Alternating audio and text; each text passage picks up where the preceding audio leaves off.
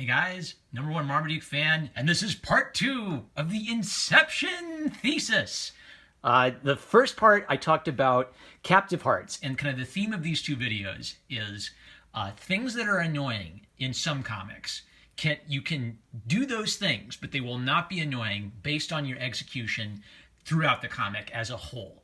And Star Wars Darth Vader in the Ghost Prison is an example of something that has things that have annoyed me in other comics, but this is a high recommend. I'm really happy with it. I instantly went out and got issue 2 after reading issue 1. Star Wars comics, there was a weird point in, like, before my channel's history where I was there's like a little window where I was buying comics but I wasn't doing any reviews, and Star Wars kind of fell into that. And then I reviewed a couple. There were a couple good ones, and I said, okay, I'll buy Star Wars comics. And then I was sort of this long, gradual, boring, not really getting invested in it. And I finally got sick of it around issue 50 of Star Wars. But the Darth Vader comic from Marvel was actually really, really good. And then a year later goes by, and I see there's like a whole channel devoted to pretty much doing the kind of video I did, but with sort of like a static, this happened, and then this happened, and this happened. I don't know. I'm always interested in how people are finding their niche market on YouTube. But pretty much, I love Star Wars, and I'm not happy with the new Star Wars. And there have been a million videos about the problems with the new Star Wars already. Do you really need me to make another 1,000 videos about why the new Star Wars isn't working for me? I want to do something positive. So here's my idea. What if I go back to all of this great stuff that's not canon and read it and get invested in it? Like, who cares if it's canon? Is it good? Is it exciting? So, Dark Horse Comics, this is from 2012, right after the close of the prequel trilogy. So that's the era this is in. I'm sure this has been put into like the category of legends. But my point is, if you're not happy with the new Star Wars movie or one of the new Star Wars books, there's like so much Star Wars stuff. It's all over the place. Oh, I finally read Heir to the Empire. I'm 3/4 of the way through it, and I love it so much. I can't believe I waited this long to get into Heir of the Empire. The thing that was keeping me away was I had like a stupid mental block in my head that, oh, it's a Star Wars book. Do I really want to read a book about Star Wars? And like my older brother used to reenact scenes from Heir to the Empire for me from when I was a really little kid. So for me, it's like I'm finally going back into the Star Wars universe of my imagination when I was 6-year-old. But Heir to the Empire, we got to talk about that later. Darth Vader in the Ghost Prison. Okay, so good comic. I recommend it. I'm keeping it. I will probably read the whole series, and then I will make a decision about whether this is a keep forever comic or like a read, enjoy, and donate comic. But for now, it's definitely got on my radar as this is a really good series. Welcome to Coruscant, a good place to die. All right, so this has some things which might be annoying in other comics, but they're actually well executed here. So thing number one is it has kind of this European style of delicate line drawing with painterly interiors. Hayden Blackman is the scriptwriter. Augustin Alessio is the artist. So I'm guessing that means he does the pencils and the paints too. So the paints are digital paints, and what I like is they have like little touches of painterliness to them. So it's not just like flat color, flat color, flat color. Like if you're gonna go for the painterly look, you might as well like get some, you know, like little speckles and splotches and, you know, the things that make paintings beautiful. It's all the cool little individualistic things you can do with paint. But he's also not overpowering his line drawing. So you can see a really clean little line drawing around the thing. And then in the interiors, he gets some of that cool little painty texture. And they don't fight each other that much. When I've seen the art history movement, I connect most closely with this movement in comics is Art Nouveau. And Art Nouveau is really stylish and really detailed. And the lines were very carefully, you know, curved down to every little curve. This is a bit more of a sketchy style, but I think it works because it's sort of a nice little humanistic drawing. You can see the expression. You kind of can relate to the character. It's not like a Photoshop of a movie screen slapped on. And then the painting is sort of a realistic style, but it's contained within the solid black cartoon contour lines. And it works. This is what the Star Wars comic was trying to do, but it was doing it lazy. So it would have like Harrison Ford's head photoshopped on like a 3-second sketch, and they didn't go together. Like a 3-second sketch doesn't fit with a Photoshop-y looking picture of Harrison Ford's face. And it's almost like because it's not the main three and they don't have to make them look like the actors, the artist is a little bit more relaxed and just draws people. And I love how like like all the Empire kids, they have like this firm expression, so they're a little sinister, but they're not just robots. Like a little excited smile on weird Star Wars name, Tome.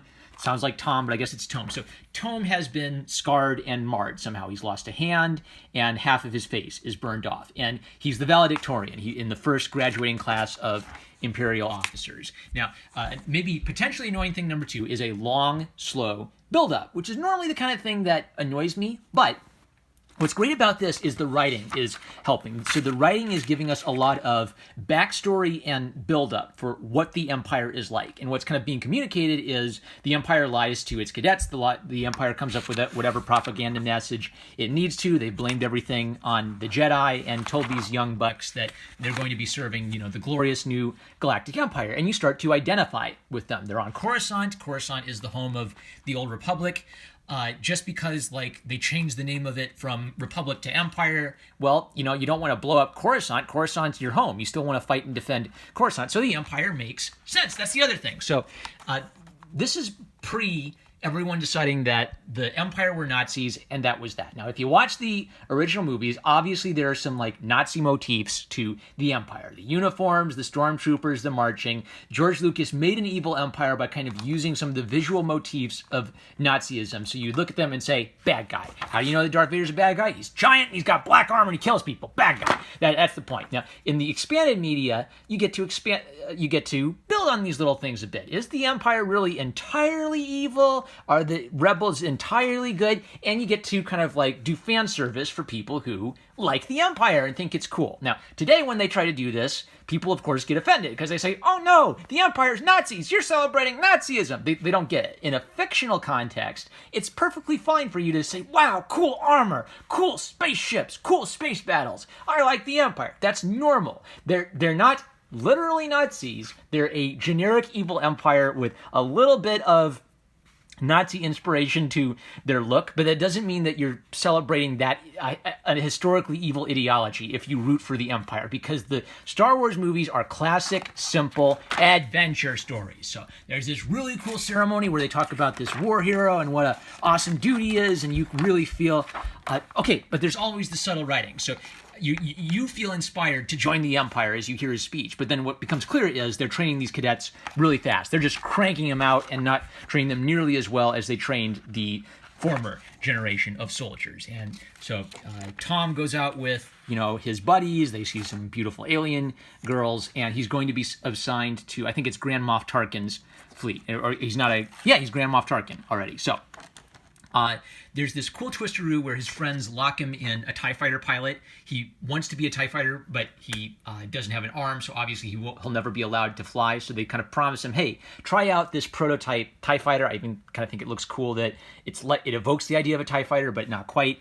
And immediately they lock him up and leave him. And he thinks, oh, this is a hazing. They're going to try to get me fired, which is cool because then there's this, oh, the evil Empire, it's manipulative. It's all about getting to the top. There's really no loyalty. It's just every man for himself. So after he's kind of trapped in there, he makes a gambit to escape. And the second he escapes, I guess I'm spoiling everything, the terrorists start blowing things up. And so he realizes that all of his friends are under attack. The Empire is under attack by what he perceives as terrorists. It feels like 9/11.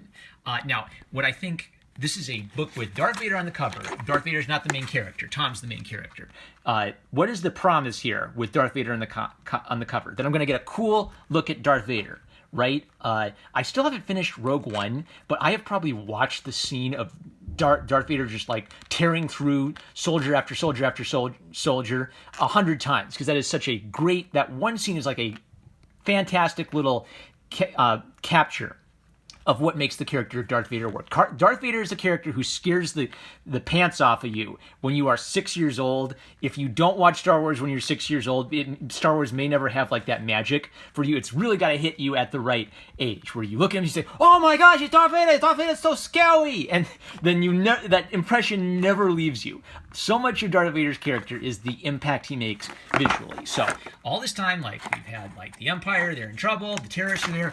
boom, Darth Vader! Darth Vader, he's fighting everybody, he's so amazing! So, this actually isn't even that great at drawing, it's just kind of like a straight-on shot, but it delivers the promise of, we're gonna see Darth Vader doing awesome stuff, and speaking to your inner 6-year-old and having you say, wow, it's Darth Vader! Right? Darth Vader doesn't work if he's, like, a simpy boy. This is, and what's amazing is this came right after the prequel trilogy where he was a little bit simpy, but they deliver that promise, and then dramatic revelation, his friends are part of the Rebel Alliance, and they locked him in the TIE Fighter to try to keep him alive during the dogfight. So what's Tom gonna do? He has a moral dilemma.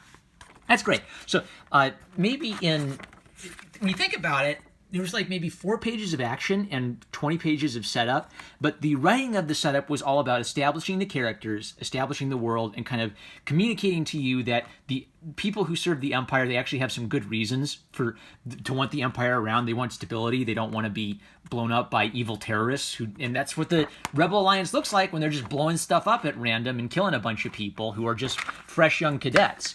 That's good. This is great stuff. If you are Team Empire, you're going to love this book. I mean, I'm guessing that they're going to send Tom on like this big moral journey where he realizes the Empire evil, which is also good. Because when I say I like the Empire, I don't mean I support the political philosophy of the Empire. I mean, I like watching the Empire be the bad guys in space adventures. And that's exactly what Darth Vader in the Ghost Prison is so far. I think what I might do, so actually I talked about this a little bit. There's some channels which just do like really straightforward discussions of, okay, here's what happened in the Star Wars book. And I always like to give a little bit of my perspective, and the phone helps me do that because then I just get to be like, say whatever's on my mind. I get to get excited. I think what I will do is I will do sort of combination things where I will read an issue at a time. I'll give you kind of like my raw, wow, this is so great, or man, this stinks response to it. And I think I'll do like a wrap up where I start talking about great Star Wars stuff that other Star Wars channels aren't covering, because there's so much great Star Wars stuff. You know, you don't have to. I don't have to be like a what's the phrase for it? Small fish in a big pond. But there's lots of great Star Wars stuff to go find. So I'm gonna go find all the great old Star Wars stuff to help me feel like Star Wars is still alive and the franchise doesn't have to be dead just because I'm not happy with the new movies so far. That's it. I'm #1 Marmaduke fan. I love you guys. One of my first purchases from my new local comic book shop. I'm finally doing it. I'm finally going to a local comic book shop. Like, comment, subscribe, click the bell to receive notifications. Thank you to my subscribers on Subscribestar. You are helping me afford comics for this channel. I love you guys, and I will catch you later.